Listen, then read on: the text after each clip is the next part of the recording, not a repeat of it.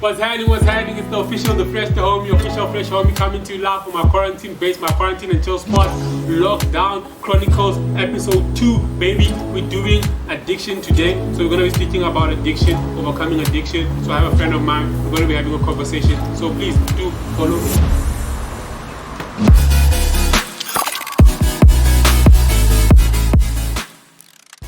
So when did you realize you were addicted? We grew up wanting to be different. We grew up wanting to be cool. We grew up wanting to fit in. We grew up wanting to, appear a different way. So obviously, for me, I think I was around about, 15. I think the problem started when I was like 15. But 14, 15, grade 9, that's when I started, exploring some things because, we were looking cool, we were the cool guys, and obviously I'm tall, so that means even my height was an advantage for me to go to certain areas and all those things. Can you see that? So in that process, in that whole thing that was happening, that is when now the problem started to say, okay, the way we used to even dress, So there's a lot of elements that contribute to this thing being what it is. So that is where then it started.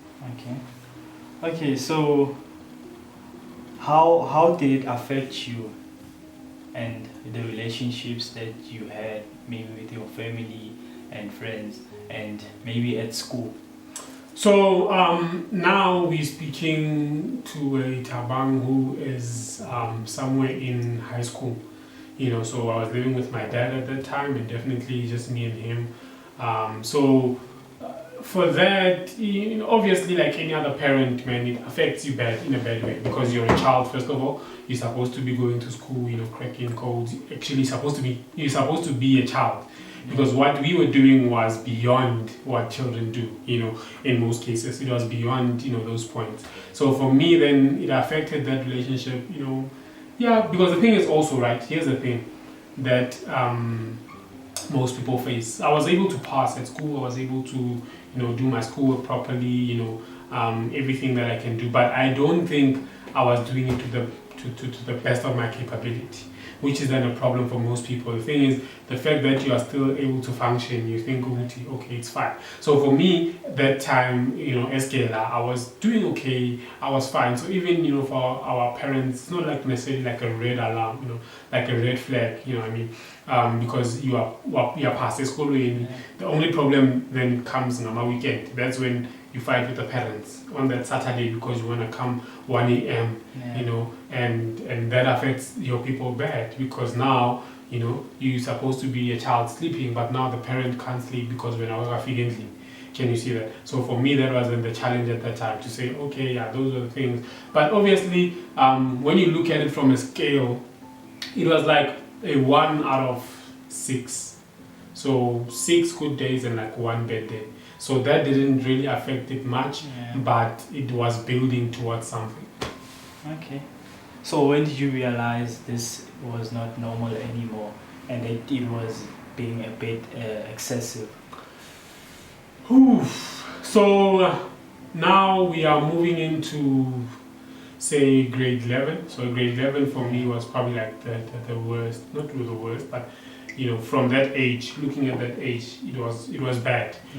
Because now it was learned to we don't even eat, our lunch money at school, we save it up for the weekend, and every weekend we are there, every event we are there, everything that's popping we are there, and you're mixing with a lot, different people like friends and all that, and so all those things. So for me, that's when I knew at that time that actually this, because also we spoke about the one day, the one bad day and the 6 good days, but also at that time now the level of discomfort in the family, in the house started to now elevate. Okay, you said that you did your matric and then you passed it.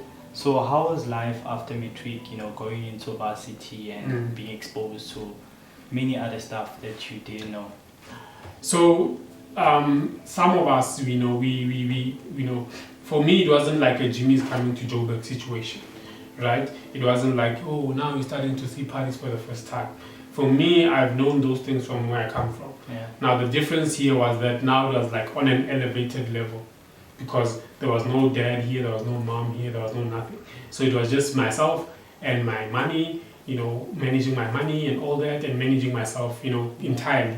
So with that being said, now I need to be able to manage those things all by myself. So I came, met amazing people, met friends, and you know how the drill goes in varsity. You started to meet people, you started to explore, because I initially come from Free State, so coming to Joburg also, it's like exciting, because here's the thing also about alcohol abuse. It's not just like the drinking that goes with it. It's the excitement, it's the fun, it's the thrill, it's the the activities, it's the it gives you that sense of you're feeling it. It's burning in here.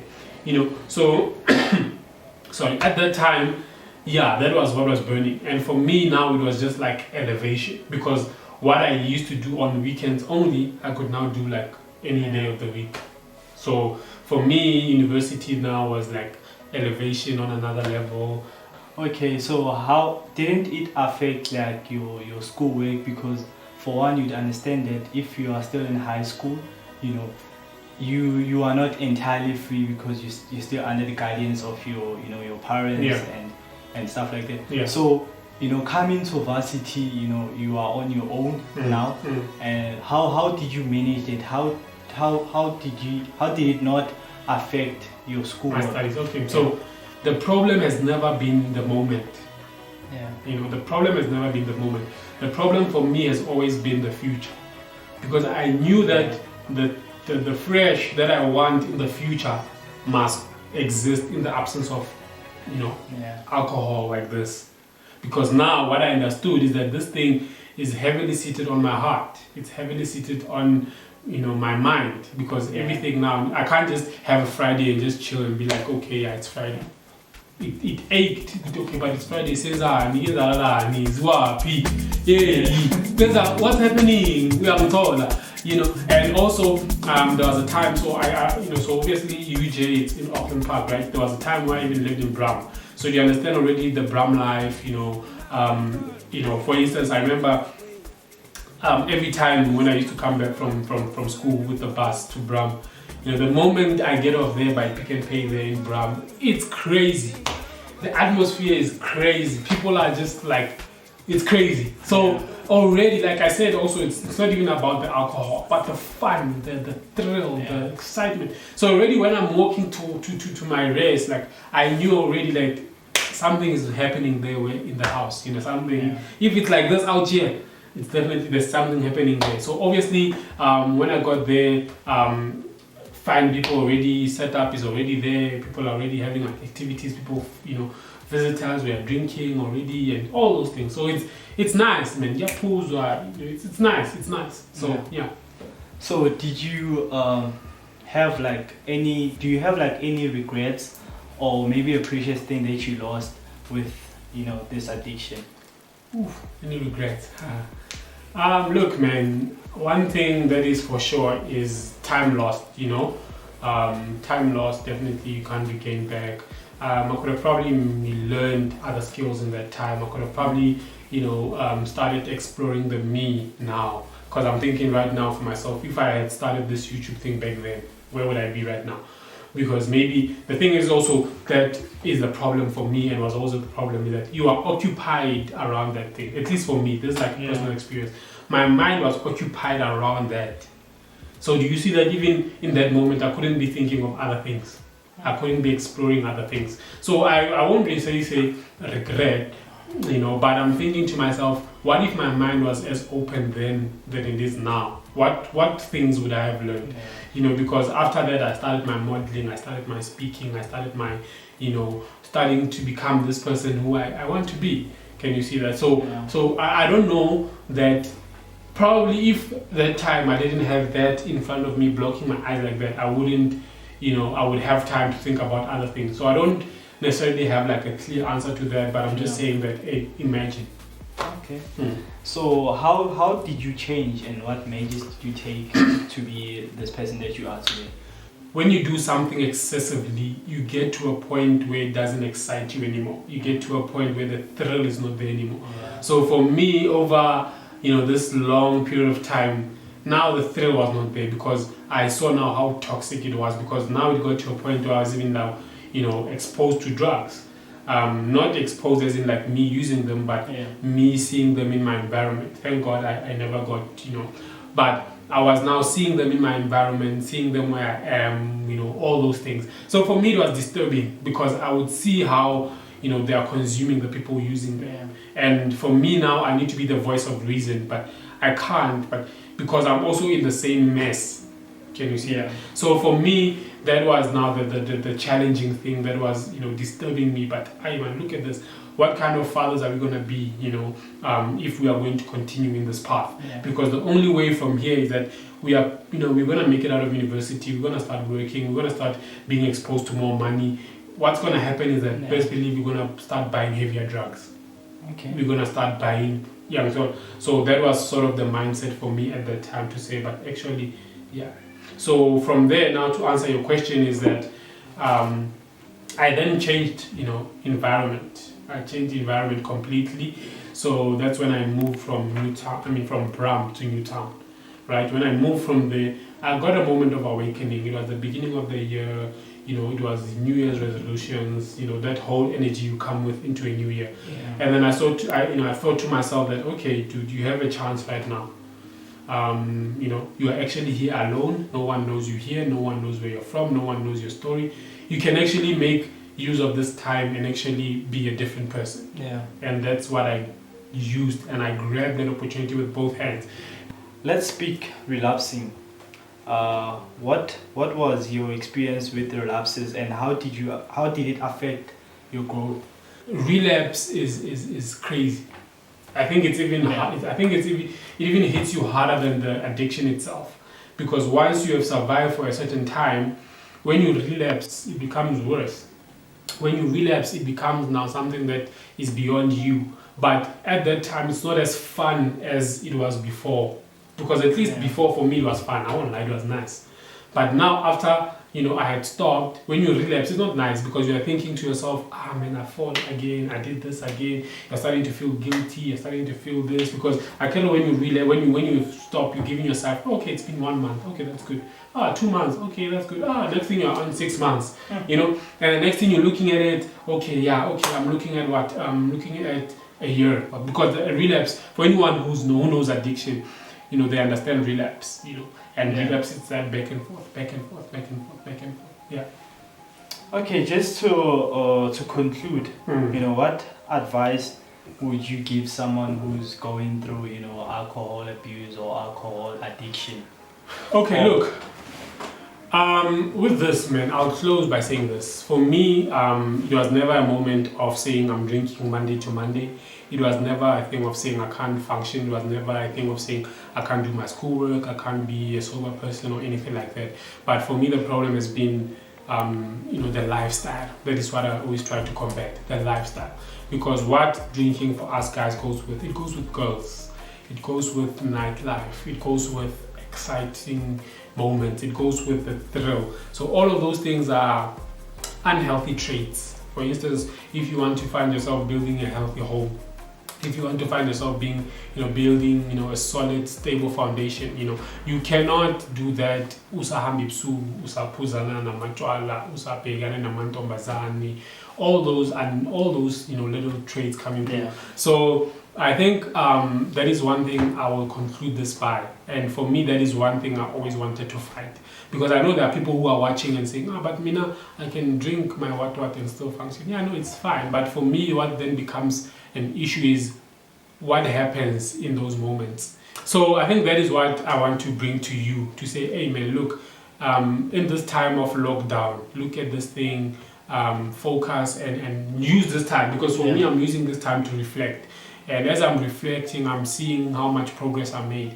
And right now, I think, sharing it with someone and actually saying to you, what do you need to let go of right now? What do you need to lose right now? There are things that are hampering you from actually doing what you need to be doing. And for you, it might not be alcohol, it might not be drugs, it might be people, it might be things, it might be an attitude, it might be, it's not necessarily tangible things, it might be the way you think. That's what you need to lose. So I'm saying to you right now, in this lockdown time, come out a different person, filter your mind, because for me, what then happened is also I found Christ. Christ is also like, a good place to hide. That's where now I started hiding myself, because one thing with an addiction is that, the best way also to get rid of one is to adopt one. So that's when now I started running to Christ, and I started, hiding myself there. And that has been my, a place where I can be kept. So I've always been kept in that place, because I'm always busy with that. Because also now the problem with addiction becomes time. You're having a lot of time to do things. You're having a lot of time to, So for me, because I understood that if I want to go to church on Sunday morning, I can't be drinking on Saturday, because extending is over only Pavalas. So it doesn't actually make sense. Okay, one last thing. What advice would you give your younger self, a 15-year-old Tabang? 15-year-old Tabang. Oh my gosh, man. I would say be a child, be in the moment, explore. Tina, I don't think we explored. I don't think we did things. I don't think we went places, because it's basically easy in a black, a 15-year-old me, explore, stop being what you are not. Because all I needed to be at that time was to be a child. I just needed to be a child and maybe do sports. I don't know, do sports, do art, and do, because for me, what my main priority was school. But right now, looking at my life, I'm, actually almost done with school, and I'm like, but school is not everything. But explore other things, because right now I'm doing this, I'm doing modeling, I'm doing that. What if I had done those things at that time? Explore. Okay, explore. I think it's a wrap. Alright, cool. Thank you so much. Okay, my people, that was it for today. Thank you so much for watching. I hope this touched someone. I hope this got someone to thinking. I hope this takes you back. Thank you so much. Leave me a comment in the comment section. How has your journey of addiction been? How has your journey of recovery been? Maybe you can be a voice of difference, a voice of difference to someone else. You can be that encouraging voice. So yeah, leave me a comment in the comment section. If you like the video 100%. Also hit the subscribe button for more content. And yeah, thank you for traveling this journey with me so far. I love you so much. Peace out.